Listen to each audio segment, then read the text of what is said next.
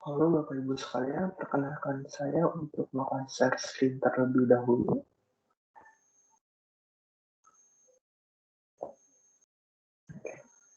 Ya Bapak Ibu sekalian, pada kesempatan hari ini, perkenalkan saya Landrigus Rafin Akviatmo, Prodi Akuntansi Kelas Internasional, dan KKN Kelompok 35. Pada kesempatan kali ini, saya akan memberikan penyuluhan mengenai langkah-langkah persiapan pensiun, agar kita semua dapat sejahtera di hari tua nantinya. Penyuluhan ini dikhususkan kepada warga Desa Kemenji, Gunung Kidul, Yogyakarta. Oleh sebab itu, saya memaparkan beberapa data yang di slide selanjutnya akan saya tampilkan, yaitu data berupa data usia masyarakat Desa Kemenji, Gunung Kidul, Yogyakarta, dan yang kedua adalah data mata pencaharian masyarakat Desa Kemenji, Gunung Kidul, Yogyakarta, dan data yang terakhir yaitu data upah minimum di Gunung Kidul. Kita menuju data yang pertama, yaitu data usia masyarakat Desa Kemenjing, Gunung Kidul, Yogyakarta. Seperti yang pada saat ini kita lihat pada layar, sebanyak 28% masyarakat desa berusia 0 sampai 24 tahun. Dan sebanyak 55% masyarakat desa yang berusia 25 tahun hingga 64 tahun. Dan sebanyak 17% masyarakat desa Kemenjing yang berusia 65 hingga lebih dari 75 tahun. Dari data umur ini dapat kita lihat, sebagian besar hampir setengahnya, hampir lebih dari setengahnya masyarakat desa Kemenjing berusia 25 sampai 64 tahun. Berarti mereka adalah masyarakat yang seharusnya saat ini sedang bekerja dan sedang mempersiapkan masa pensiun mereka agar saat masa pensiun mereka dapat menikmatinya dengan tenang. Oleh sebab itu, penyuluhan ini dilakukan. Dan untuk masyarakat yang berusia 0 sampai 24 tahun, penyuluhan ini akan berfungsi untuk menambah ilmu yang mereka miliki tentang keuangan dan untuk mempersiapkan masa pensiun mereka sejak dini.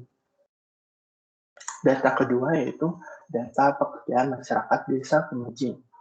Seperti pada kita lihat di layar, pada hari ini, sebagian besar masyarakat desa memiliki pekerjaan sebagai buruh harian lepas. Dan yang kedua itu banyak dari mereka yang masih belum bekerja. Dan yang ketiga itu sebagai petani atau perkebun. Dan sisanya memiliki pekerjaan lain-lain, ada juga yang sebagai mahasiswa. Dan kita menuju data yang terakhir, yaitu data yang berkaitan dengan data upah minimum. Karena sebelumnya kita melihat data pekerjaan di masyarakat desa kemudian sebagian besar ada sebagai upah buruh harian lepas, maka setidaknya mereka mendapat upah minimum, yaitu sebesar 1.765.000. Ini yaitu upah minimum di Gunung Kidul pada tahun 2021 ini. Tanya, apakah mungkin jika di usia 64 tahun tidak bekerja dan dapat membiayai semua kebutuhan hidup, dan dengan gaji yang sangat kecil, apakah kita dapat membiayai semua kebutuhan hidup sekaligus menabung dan berinvestasi? Mungkin saja, dan kita akan membahasnya di dalam penyuluhan pada hari ini. Dan saya akan memaparkan beberapa salah satu grafik mengenai siklus kehidupan. Dan siklus kehidupan ini berkaitan dengan pendapatan dan kebutuhan.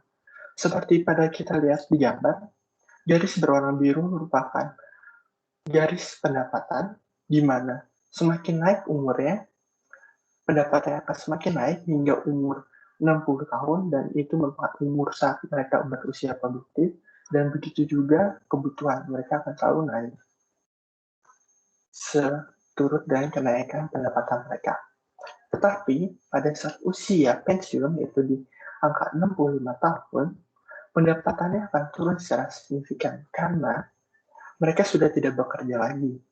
Sehingga gaji yang biasa dia dapatkan sama bekerja tadi sudah tidak dia peroleh saat pensiun.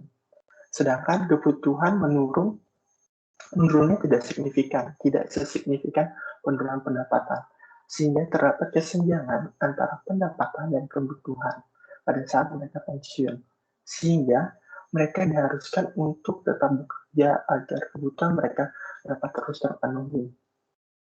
Tapi mungkin saja mereka tidak bisa bekerja jika pada saat mereka dalam usia produktif, mereka mengumpulkan uang dengan sebaik mungkin dan semaksimal mungkin. Dan untuk mengatasi kesenjangan pendapatan dan kebutuhan pada saat usia lanjut, ini akan kita bahas pada slide berikutnya.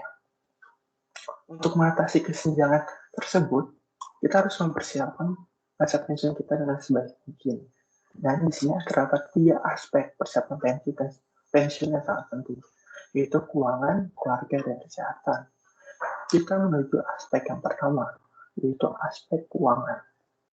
Pada umumnya orang bekerja untuk mendapatkan gaji, dan dari gaji tersebut kita harus dapat mengalokasikannya. Dialokasikan untuk membayar hutang, untuk memenuhi kebutuhan hidup, dan untuk ditabung dan diinvestasikan. Jadi hal terpenting di sini adalah alokasi gaji. Dan untuk bentuk keuangan yang aman di dalam keluarga, kita harus memahami mengenai piramida keuangan. Dan piramida keuangan ini harus terpenuhi dari yang paling dasar dulu. Seperti gambar di layar, paling dasar adalah cash flow dan dana darurat. Cash flow di sini itu berupa gaji yang kita terima setiap bulannya.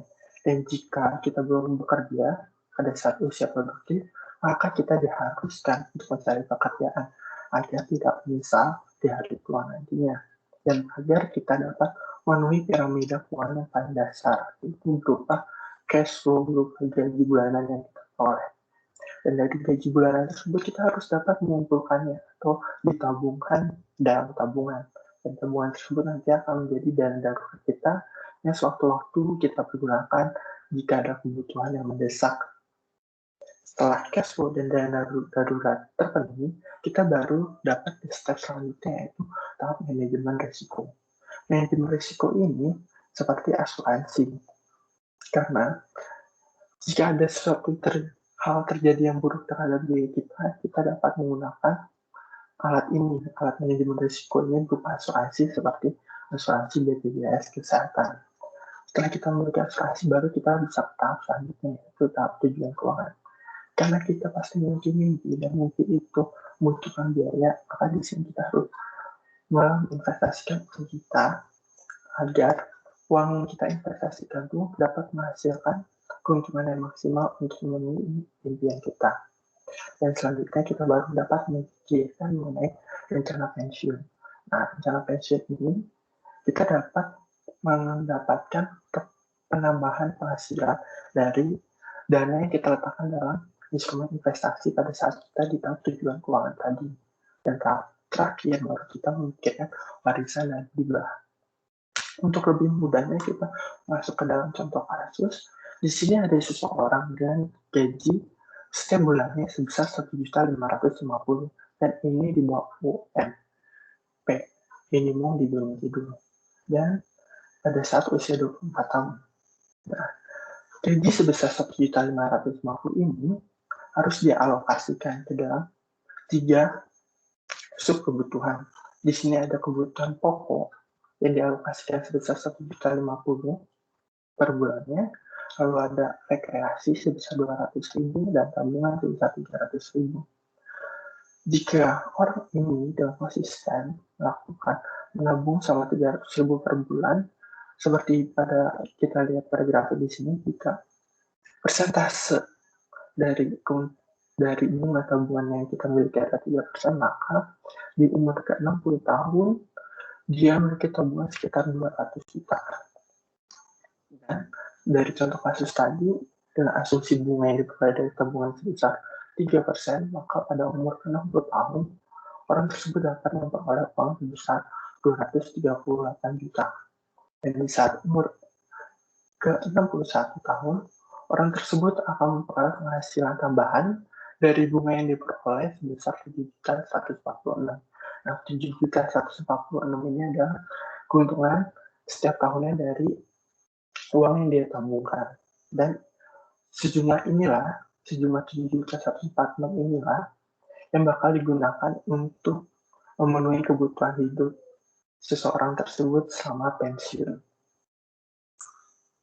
Lalu pertanyaan selanjutnya, berapa sih uang yang diperlukan untuk pensiun? Maka kita perlu mencari tahu dulu berapa sih kebutuhan saat ini yang kita perlukan untuk memenuhi kebutuhan hidup kita. Lalu, tingkat keuntungan dari menabung atau berinvestasi.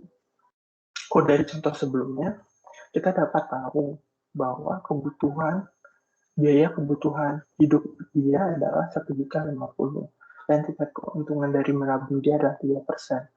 Maka angka tersebut dimasukkan ke dalam rumus.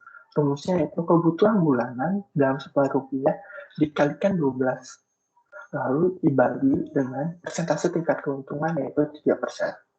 Kalau dari contoh kasus yang tadi, maka uang yang diperlukan untuk pensiun itu sebesar 420 juta. Jadi orang tadi perlu menabung lebih banyak lagi agar dapat memperoleh tabungan di usia 60 tahun atau 64 tahun sebesar 420 juta agar dia dapat memenuhi kebutuhan hidupnya saat pensiun nantinya.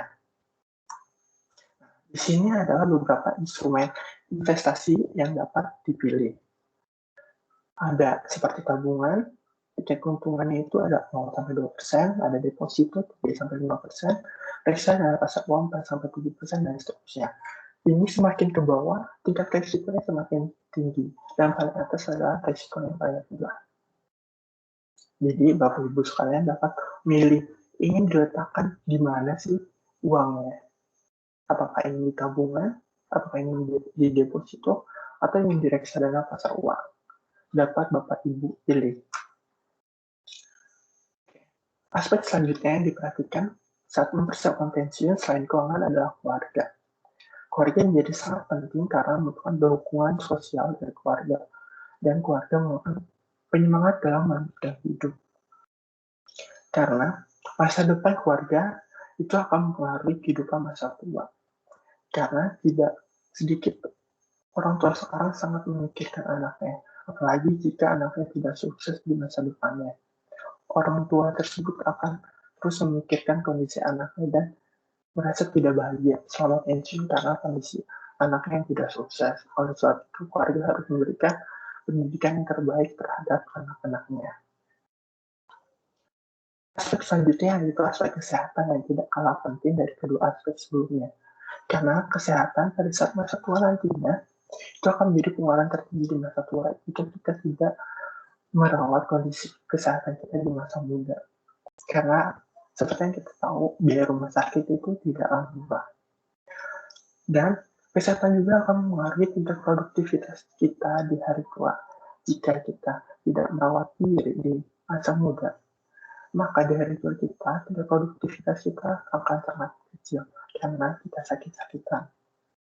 Dan oleh sebab itu, kesehatan menjadi penentu dalam menikmati kehidupan di hari tua. Jadi kesimpulan dari penyuluhan pada hari ini, untuk mempersiapkan pensiun perlu diperhatikan 3K, untuk keuangan, kesehatan, dan keluarga.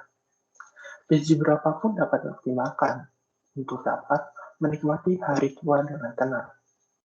Dan yang terpenting, konsistensi dan ketekunan untuk menabung akan membuahkan hasil yang baik nantinya.